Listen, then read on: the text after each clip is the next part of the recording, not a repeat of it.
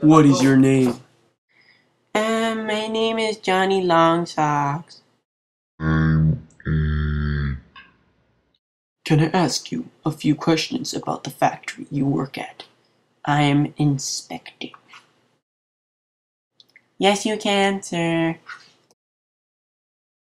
Okay, I would like to know about the environment, working hours, treatment of child workers, and pay in this factory. Well, for our working hours, we get up at 6 a.m. and then we begin working at 7 a.m. We work for 2 hours until 9 a.m. That is when we have our short break for breakfast, that is 5 to 10 minutes. After that, we continue working until 1 p.m. and which is when we have our lunch break, and that ends at 2 p.m. After this, we have continuous 6 hours of work, which ends at 8 p.m. and then we go home. In total, we have 12 hours and 50 minutes of work a day. Oh, that is sad to hear. I would also like to know, how much you're paid every day. I get 4 pence a day. And how much does a man get paid? He gets paid 15 shillings, and there are 12 pence in a shilling. He gets paid 180 pence a week. That's a big difference. How do you get treated at this factory? Are there any punishments?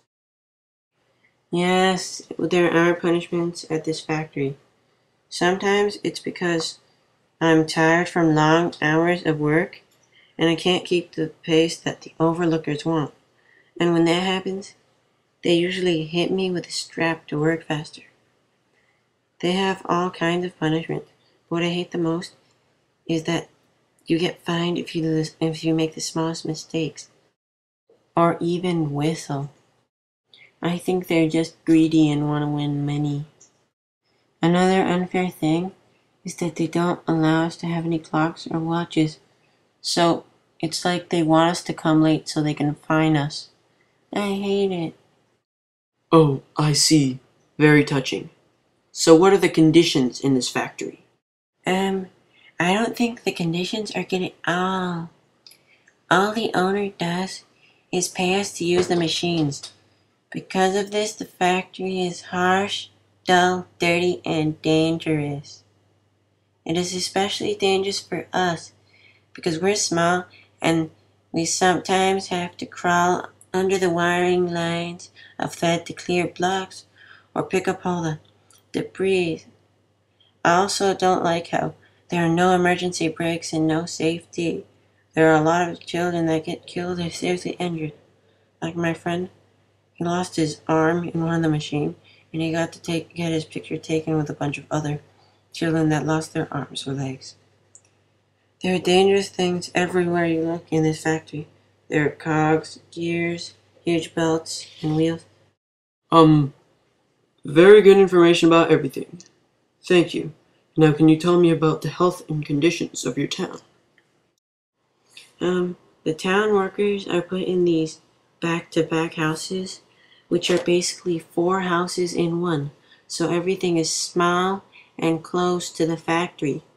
What I don't like about this is that we are closer to the polluted air from the factory chimneys. The only way we can get water is from the communal tap, which we would not be able to survive without. There are also a lot of diseases that go around. Popular ones are cholera, typhoid. These kill a lot of people. My baby brother died from it, and my family is suffering. All of these diseases must be because our town does not have sewers, so we can't get rid of our body waste. So we just throw it out the window or leave it on the streets, making them unhealthy and making the diseases spread more, causing more death. People's health does not look good anyway.